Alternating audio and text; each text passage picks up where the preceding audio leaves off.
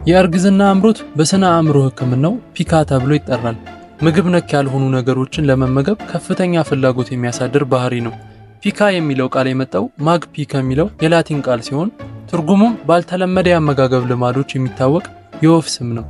በእርግዝና ወቅት የፒካ ምኞቶች እንደ ቆሻሻ፣ ሸክላ፣ በረዶ፣ የላውንደሪ ስታርች ወይም ኖራ ያሉ በተለምዶ ከማህበረሰቡ ስርዓተ አመጋገብ የወጣና ከምግብ ዘርፍ የማይመደብ ምንም አይነት የአመጋገብ ጥቅም የሌላቸው ባዕድ ንጥረ ነገሮችን ሊያካትት ይችላል።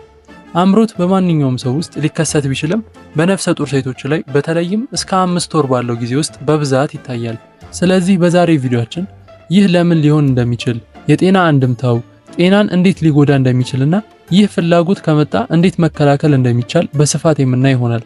እንዲሁም በየቀኑ እንደዚህ ጤናው እንዲጠብቁና እንዲያሻሽሉ የሚጠቅሙ መረጃ እንዲያገኙ ይህንን ቻናል አሁኑኑ ሰብስክራይብ ማድረግዎን አይርሱ።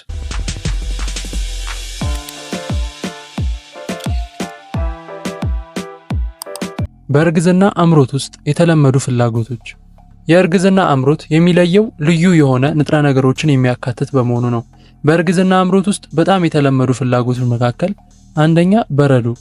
ይህ በጣም ከተለመዱት ውስጥ አንዱ ሲሆን ብዙውን ጊዜ ከአይረን እጥረት ጋር የተያያዘ ነው። ሁለተኛ ሸክላ ወይም ቆሻሻ፣ አንዳንድ ጊዜ ከማዕድን እጥረት ጋር የተያያዘ ነው ተብሎ ይታሰባል። ሶስተኛ ላውንደሪ ስታርች፣ ይህ ብዙውን ጊዜ በእርግዝና አምሮት ጉዳዮች ላይ ይታያል። አራተኛ ጠመኔ፣ ሳሙና፣ አመድ፣ የጥርስ ሳሙና፣ የቡና ገለባ፣ አሸዋ ወይም ቤኪንግ ሶዳ። እነዚህ ምኞቶች በቀን ውስጥ በተወሰኑ ጊዜያቶች ሊመጡና ሊሄዱ ይችላሉ ወይም በእርግዝና ደረጃዎች የበለጠ ኃይለኛ ሊሆኑ ይችላሉ። የእርግዝና አምሮት መንስኤዎች። በእርግዝና ወቅት አምሮት ትክክለኛው መንስኤ ሙሉ በሙሉ አይታወቅም፣ ግን በርካታ ሐሳቦች አሉ። አካላዊ፣ ባህላዊና ስነ ልቦናዊ ሁኔታዎች ጥምረት ሚና ሊጫወቱ እንደሚችሉ ይታመናል። አንዳንድ የተለመዱ ምክንያቶች የሚባሉት ታዲያ አንደኛ የተመጣጠነ ምግብ እጥረት።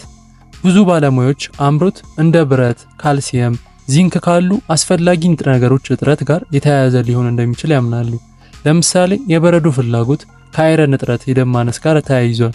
ለአንዳንድ የምግብ ያልሆኑ ወይም አስፈላጊ ንጥረ ነገር ለማይሰጡ ነገሮች ፍላጎት ማደር የተመጣጠነ ምግብ እጥረት እንዳለ የሚጠቁሙበት መንገድ ሊሆን ይችላል። ነገር ግን አምሮት ብቻውን የተመጣጠነ ምግብ እጥረት እንዳለ አይነግርም። ባይሆን አመላካች ሊሆን ይችላል። ያልተለመዱ ፍላጎቶች ከተከሰቱ የጤና ባለሙያ ማነጋገር አስፈላጊ ነው። ሁለተኛ የሆርሞን ለውጦች። የእርግዝና ሆርሞኖች ወደ ያልተለመደ የምግብ ፍላጎትና የማሽተት ስሜት ሊጨምር ይችላል። ይህም የአምሮት ፍላጎት ላይ ተጽዕኖ ያሳድራል። የሆርሞን መዛባት የምግብ ፍላጎትን፣ የጣዕም ምርጫዎችንና ባህሪን ጭምር ሊጎዳ ይችላል። ሶስተኛ የባህልና የስነ ልቦና ምክንያቶች። በተለይም በእርግዝና ወቅት የጤና ጥቅሞች ላይ እምነት በመኖሩ ምክንያት በአንዳንድ ባህሎች ሸክላ ወይም የአፈር አይነቶችን መመገብ እንደ ኖርማል ይቆጠራል። አንዳንድ የስነ ልቦና ምክንያቶች እንደ ጭንቀት፣ ውጥረት ወይም የአመጋገብ መታወክ ታሪክ ያሉ ለአምሮት ባህሪዎች አስተዋጽኦ ያደርጋሉ። ከእርግዝና አምሮት ጋር የተያያዙ የጤና አደጋዎች። ምግብ ነክ ያልሆኑ ነገሮችን መብላት እንደ ፍጆታውና ብዛት የተለያየ የጤና አደጋዎችን ሊያስከትል ይችላል። ከነዚህም አደጋዎች መካከል አንደኛ የተመጣጠነ ምግብ አለመኖር። የእርግዝና አምሮት ፍላጎት አብዛኛውን ጊዜ ገንቢ ላልሆኑ ነገሮች ነው። ስለዚህ እነዚህ ፍላጎቶች ውስጥ መሳተፍ አስፈላጊ የሆኑ ንጥረ ነገሮች እጥረት ሊያስከትል ይችላል። የብረት እጥረት ለምሳሌ የእርግዝና አምሮት ከተመጣጠነ ምግብ አጠቃቀም የሚያርቅ ከሆነ ወደ ደም ማነስ ሊያመራ ይችላል። ሁለተኛ የምግብ መፈጨት ችግር። አንዳንድ የእርግዝና አምሮት ጊዜ የሚበሉ ነገሮች ለመዋሃድ አስቸጋሪ ሊሆኑ ይችላሉ።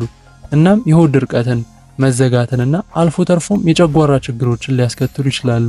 ሶስተኛ ለመርዝና ለኬሚካሎች መጋለጥ። እንደ አፈር፣ ሸክላ ያሉ እንደ ሊድ፣ ጸረ ተባይና ሌሎች መርዛማ ንጥረ ነገሮችን ሊይዙ ይችላሉ። ይህም የእናቲቱንና የህፃኑን ጤና ይጎዳል። አራተኛ የጥርስ ጉዳት። እንደ በረዶ ወይም ጠመኔ ያሉ ጠንካራ ንጥረ ነገሮች ያለማቋረጥ ማኘክ ጥርስን ሊጎዳ ይችላል።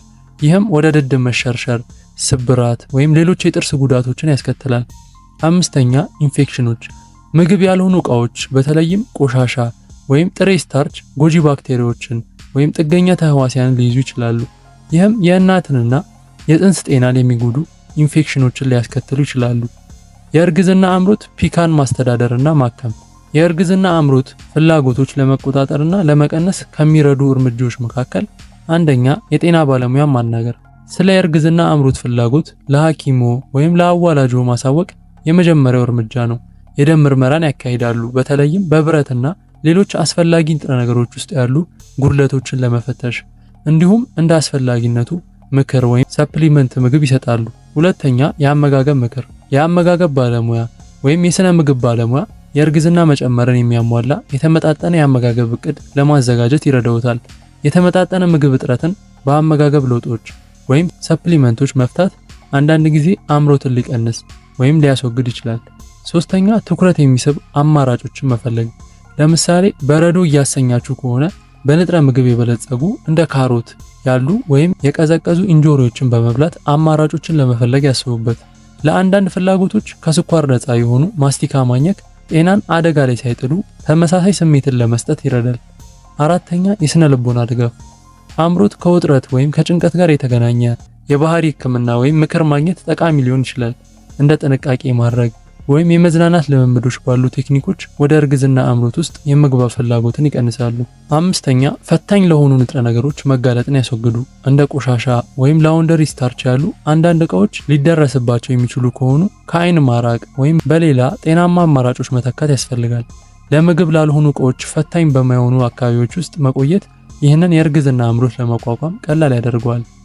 በእርግዝና አምሮት ላይ የሚጠየቁ ጥያቄዎች፣ አንደኛ በእርግዝና ወቅት አምሮት መኖሩ የተለመደ ነው ወይ?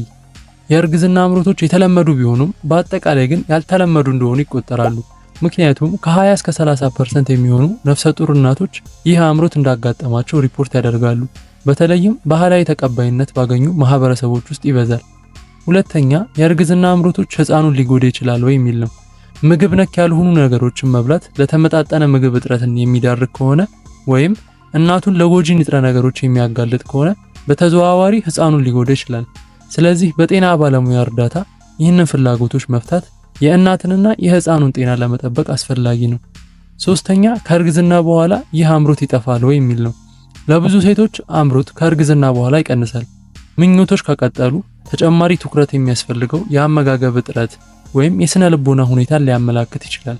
የእርግዝና አምሮት አንዲት ነፍሰ ጡር ሴት ለምግብ ያልሆኑ ንጥረ ነገሮች ያልተለመደ ፍላጎት ያላት ባህሪ ነው።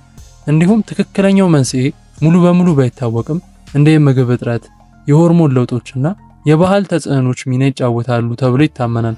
ምንም እንኳ ይህ አምሮት ምንም ጉዳት የሌለው ቢመስልም ምግብ ያልሆኑ ነገሮች ለመርዝ መጋለጥ፣ የምግብ መፈጨት ችግርና የአመጋገብ መዛባትን ጨምሮ የጤና አደጋዎችን ያስከትላል። የአምሮት ፍላጎቶችን ለመቅረፍ ምርጡ መንገድ ማንኛውም መሰረታዊ ድክመቶችን የሚገመግም የሚያክምና ለአስተማማኝ አማራጮች ስልቶችን ከሚሰጥ የጤና ባለሙያ ጋር በመመካከር ነው። በትክክለኛ መመሪያ አምሮት ያጋጠማቸው ነፍሰ ጡር እናቶች ሁለቱንም ጤናቸውንና የልጃቸውን ጤና የሚጠብቅ የተመጣጠነ አመጋገብን ሊያገኙ ይችላሉ። አይሆፕ በዛሬው ቪዲዮ ጠቃሚ መረጃና ትልቅ ግንዛቤ እንዳገኛችሁበት ተስፋ አደርጋለሁ። እንደዚህ አይነት ጠቃሚ የጤና መረጃ እንዲደርሳችሁ ደግሞ ሰብስክራይብ በማድረግ ቤተሰብ ይሁኑ። እንዲሁም ለሌሎች ይህ ቪዲዮ እንዲደርሳቸው ላይክ፣ ሼር ማድረግዎን አይርሱ። ሌላው ጽንስ ካስወረዱ በኋላ የወር አበባ በስንት ቀን ልዩነት እንደሚመጣ ለማወቅ ከፈለጉ ቪዲዮውን እዚህ ጋር ያገኙታል፣ እንዳያመልጣችሁ።